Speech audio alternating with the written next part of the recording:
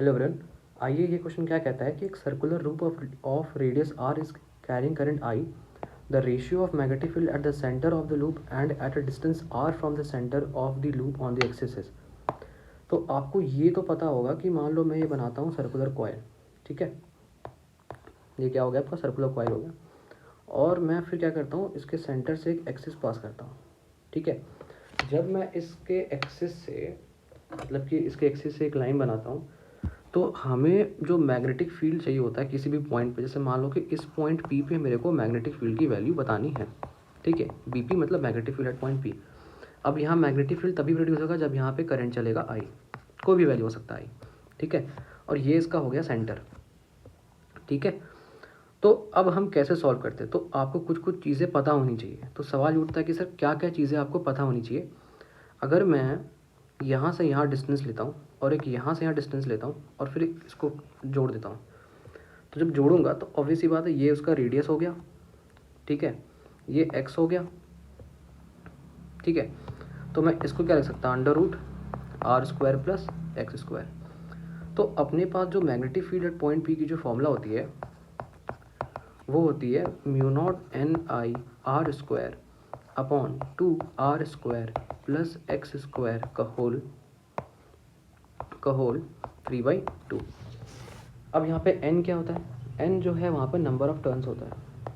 क्या होता है, नंबर ऑफ टर्न्स को डिनोट करते हैं n से। x क्या रिप्रेजेंट करता है, x हमें यहाँ पे रिप्रेजेंट करता है कि किसी भी एक्सियल पॉइंट पे अगर आपको मैग्नेटिक फील्ड निकालनी तो आपको x डिस्टेंस पता होनी चाहिए। तो फिलहाल हमसे जो एक और पॉइंट बोला है, क्या बोला गया है कि एक काम करते हैं। अब देखो, एक तो बोल रहा है बी सेंटर पे, देखो दिखाता हूँ आपको।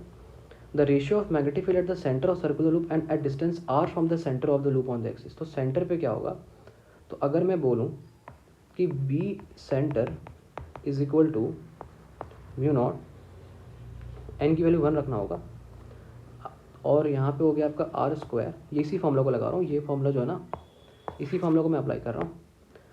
अब सेंटर पे बात कर रहे तो एक्स की वैल्यू क्या हो गई, 0 हो गई, तो 0 3/2। तो यहाँ आ गया mu naught I R square upon 2r³ R square से r³ कटा तो क्या आया, तो बी सेंटर पे जो अपने को फॉर्मूला मिला वो हो गया mu naught I upon 2r।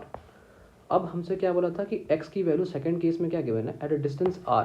तो x की वैल्यू सेकंड केस में बी एट एक्सियल पॉइंट जहाँ पे x की वैल्यू r गिवन है, अगर मैं वहाँ पे x की जगह r पुट करता हूँ, देखो क्या मिलेगा, 2r स्क्वायर प्लस एक्स की वैल्यू की जगह रख दे 2r square 3/2।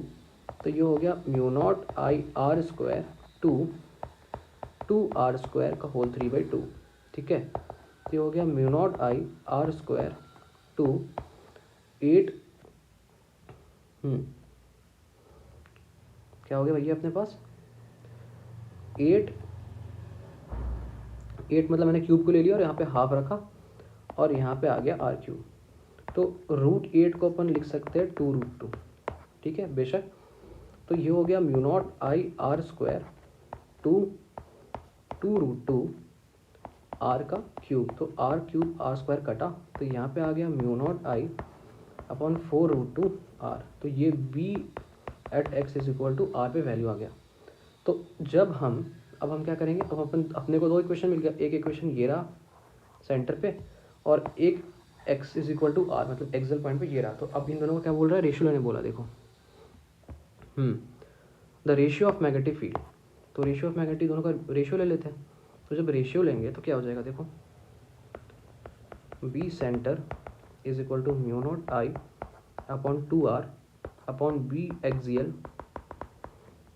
Is equal to mu naught I upon 4√2 R. ये कटा 1/2r 4√2 आर, आर से आर कटा तो बना 2√2:1।